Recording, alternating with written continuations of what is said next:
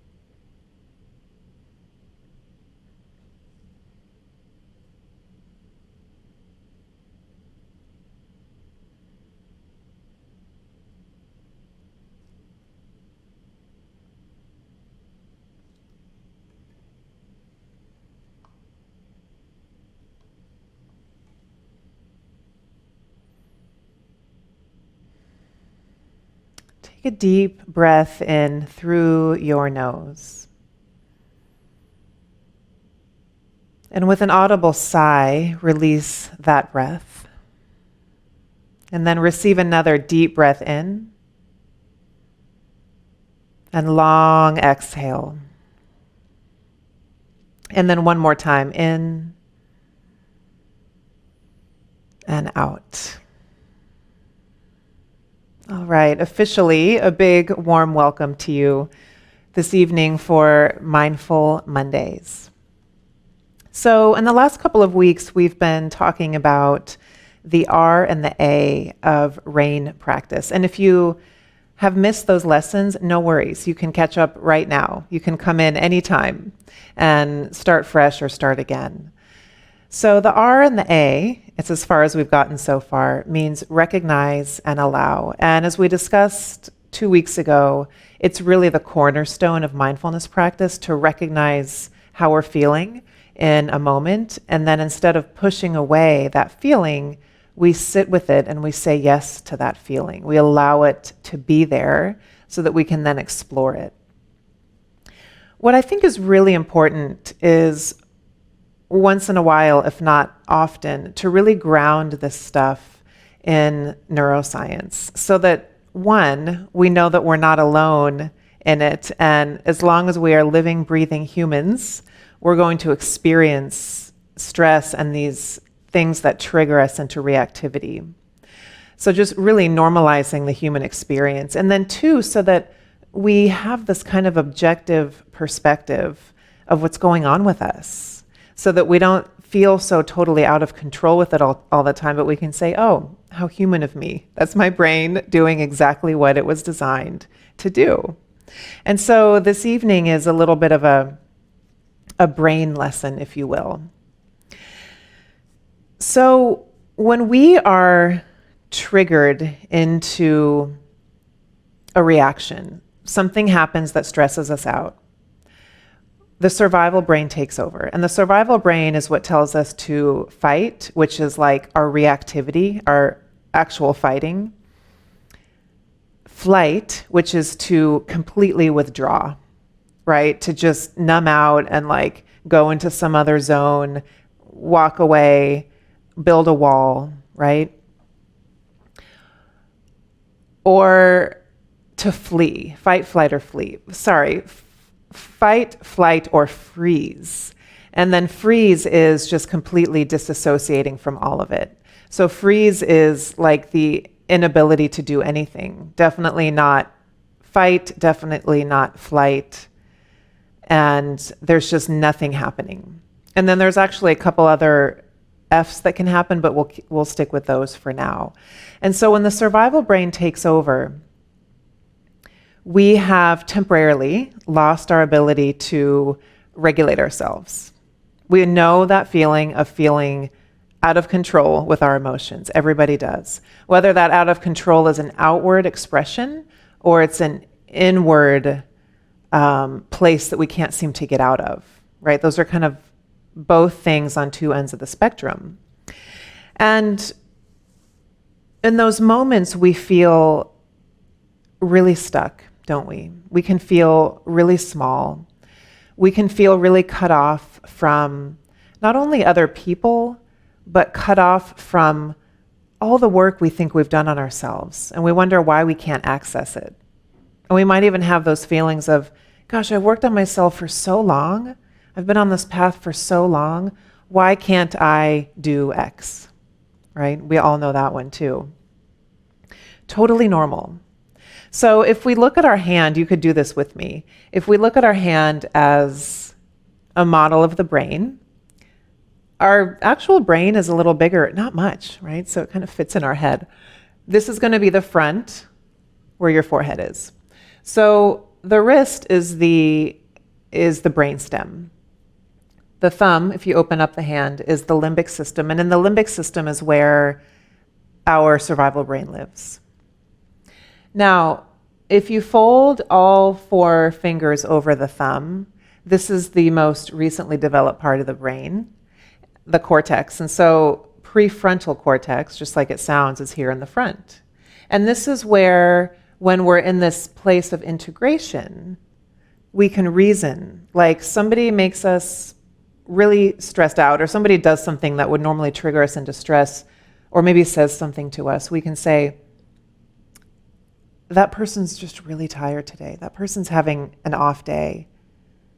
You know, they're overwhelmed, they're stressed out. I'm not going to take that personal, right? So that would be a response from an integrated place. This place, we've probably had enough sleep that day, you know, or that evening before, you could say. We've probably fed ourselves well. We're probably hydrated, you know. If we haven't resourced ourselves well, we haven't gotten good sleep, we're eating too much junk, we're not moving our body, we're not getting to the meditation cushion, that same stressor might have us flip our lid. And you can think of it like this, like flipping your hand up. This survival brain is no longer protected and overruled by the prefrontal cortex. So this is officially detached. This doesn't actually happen in your brain, but you can think about it happening neurologically and chemically, okay? And now survival brain is here and it's taken over. Survival brain is going to blame, right? Survival brain is going to maybe say something it didn't really want to say, but it said anyway because it doesn't care in the moment. Survival brain is going to get us in trouble sometimes. And so the thing about recognize and allow is that in the moment when something has flipped our lid, recognize and allow allows prefrontal cortex to come online. It's just enough of a pause where prefrontal cortex can start to take over a little bit. They still work in tandem, but integration is happening here because of recognize and allow. Reactivity with no mindfulness around it, we're just here. We're in this flipped out state of mind, right? Reactivity with mindfulness on the heels of it is here. And we start to bring everything back into one place, that idea of integration of all parts of self in one place, body, heart, mind, nervous system. And so when we practice rain practice, I know we're only at R and A. When we practice it on the meditation cushion, it's giving us a chance to practice when life off the cushion happens. Something makes us so mad. We have practiced recognizing that feeling of adrenaline, of heart racing, that feeling of anger, of frustration. And because we've been practicing rain, we don't push it away anymore. We might still, but we might half the time sit with it and allow it and say, okay, yes, I'm going to feel this feeling as hard as it is. I hope that makes sense. So let's go over it one more time, because the next time you get really triggered by something, you can think of neurologically your brain flipping its lid. Just to be really clear, again, there's no part of your brain that is going like that, but it's think of this as like the electricity has been lit up, right? Okay, so here's brainstem. Here's the limbic part of the brain, and in the limbic part of the brain is where survival brain lives. And then we fold over the more evolved part of our brain, cortex or prefrontal cortex. You can see it's kind of like telling survival brain everything's going to be okay. And then we flip our lid. We're not integrated here. We can't make good decisions. Executive functioning and empathy are not there. Reasoning is not there. Compassion. But when we pause, recognize and allow that compassion and empathy and reasoning and higher perspective, we're now integrated, so that can come back online. So interesting.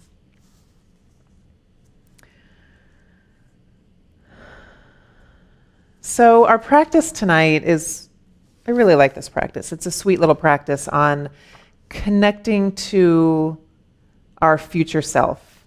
You could call it something else if you want. We'll get to that in just a moment. But as we connect to our future self or wiser self or higher self tonight, it's a practice to help us move from that place of stuckness here. And as we come down to this more integrated place, it's this idea of attending and befriending, attending to our own state. And instead of berating ourselves or getting mad at ourselves, we just befriend ourselves for being human. I mean, what else do we really need in this lifetime other than for ourselves and the people around us to see us and still love us in our humanity, right? So go ahead and get your seat. Close your eyes. Feel dignified in your posture, upright, yet at ease.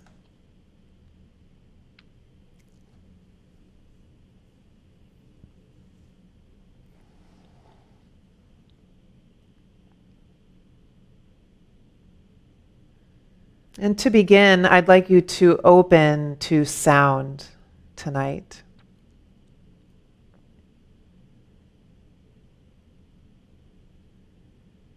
What do you hear in your space?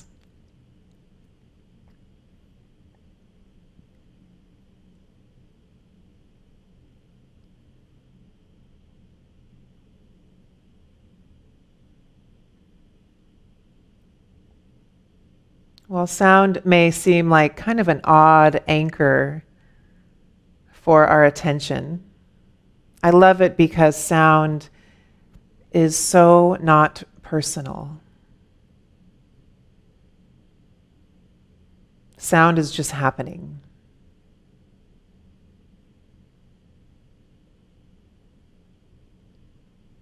We didn't do anything to cause the sound. The sound isn't there because of us. It's just happening.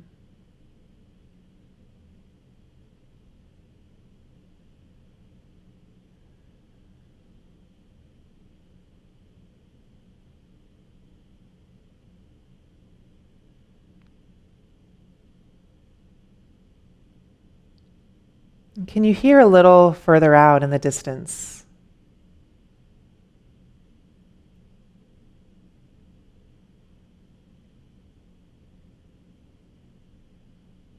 How far can you hear? What's the furthest away thing that you can actually hear?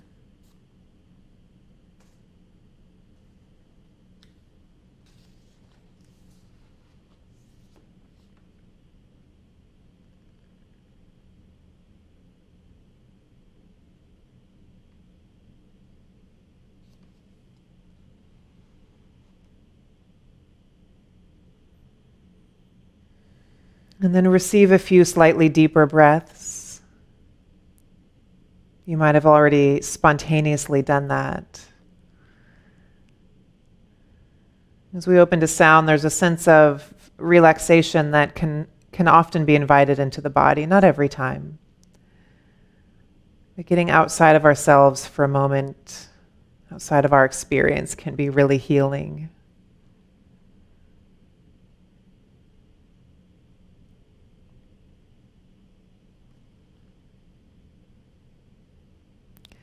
So I'm going to read you a list of phrases as we move into our meditation tonight, and you choose which one lands with you the best. So this meditation is calling on our future self. So you could call it your future self. You could substitute wise self. You could substitute awakened heart, awakened mind, highest self. Any words that express your most evolved being. So again, it's future self, wise self, high self, awakened heart, awakened mind.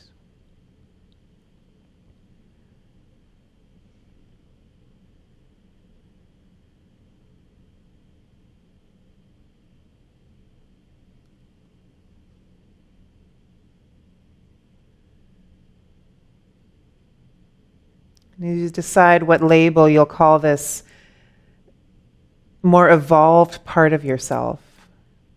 It's a good one to remember and call upon anytime.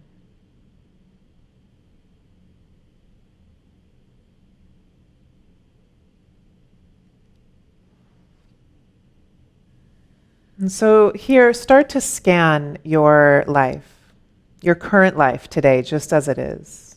And let your attention go to a situation where perhaps you feel stuck in emotional reactivity. Maybe stuck in fear or hurt or anger.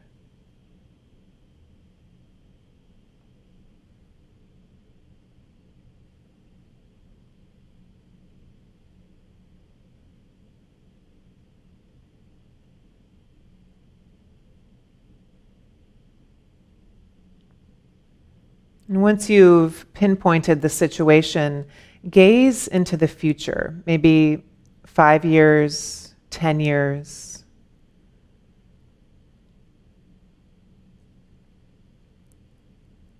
And visualize your future self's home, your wiser self's home. Where in this home do you see yourself? Where in this home do you see your future self?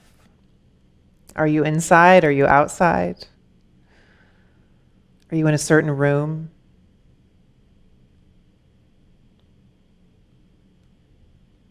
Is your wisest self around pictures, furniture, plants? And do any of these objects hold a special meaning for you?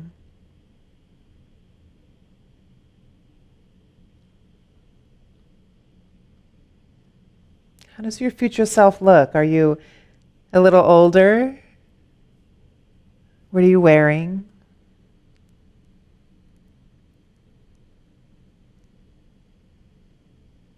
What's your facial expression?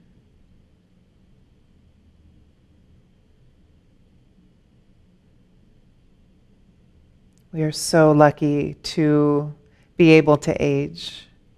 So really holding this more wise future self in the highest esteem. What is the expression in your future self's eyes? Can you sense kindness or a caring sense of welcoming?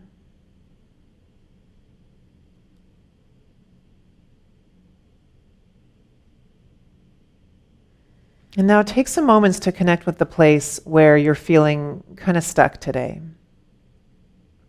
And then share your difficulty with your future self, with this wise, wise part of you.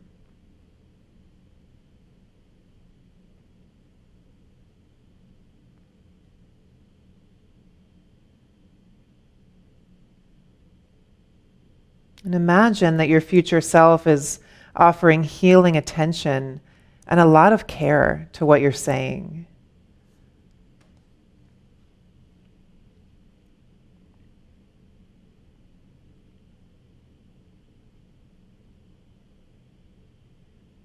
You might sense that touch of kindness that you're receiving, like an energetic embrace.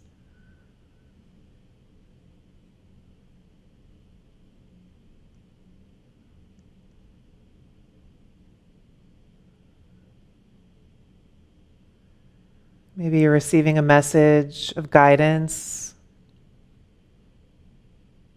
of reassurance.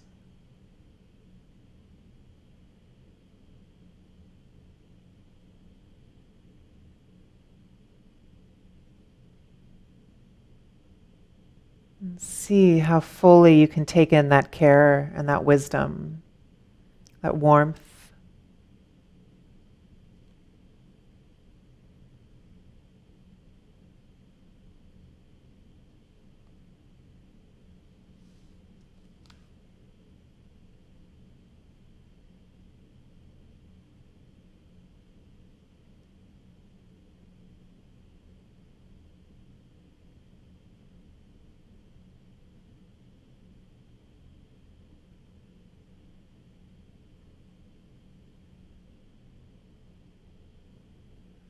Feel your future self holding you and filling you with loving presence. And just sense this difficulty that you're experiencing. Know that it can be included in this open and nurturing presence. This thing that feels hard for you, where you feel angry or reactive or hurt, belongs here too.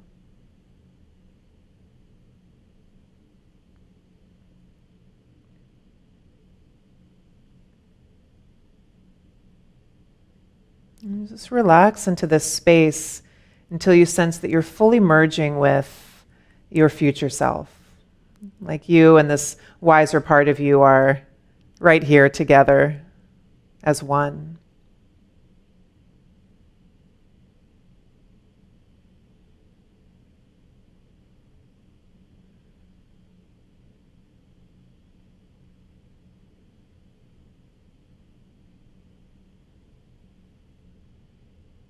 And just take a few moments to sense how the love and the wisdom of this higher part of you, this most evolved side of you, lives in you now and always. It's not separate from you. It is who you are. And just trust that with practice you can touch into this awakened, compassionate heart space with more and more ease.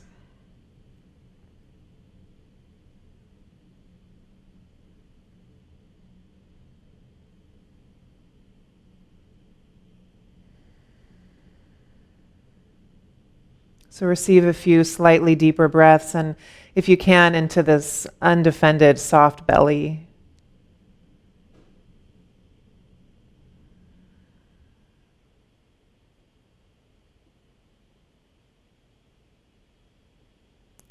Open yourself back up to sound, just switching your attention, noticing what you hear.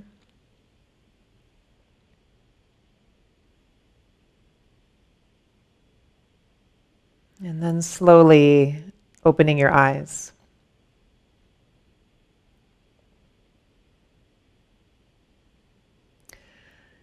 So that wiser self practice, there's a lot of ways we can come back to this place of integration, right? In this model of the brain. And connecting to our wiser self is one of the ways. If we have the wherewithal in a heated moment to just pause, recognize that we're in a heated moment, and just ask, what would my wiser self do? What would my more evolved self do? And it's not that you're checking in with something separate than you. You're just actually checking in with this more integrated part of yourself, where everything is online, everything's cohesive, everything's humming along well. You're switching your attention from this place of being really like flipped out to, okay, self. What would my most evolved and wise place of my heart and my mind do right now?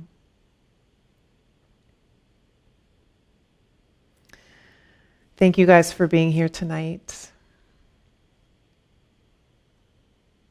Check the live schedule. I believe we meet again in August. Off the top of my head, I can't remember. But I've loaded the August schedule for live streams, so please check that. And I'll see you back here when I see you. So much love to you guys. So much gratitude. Have a great evening.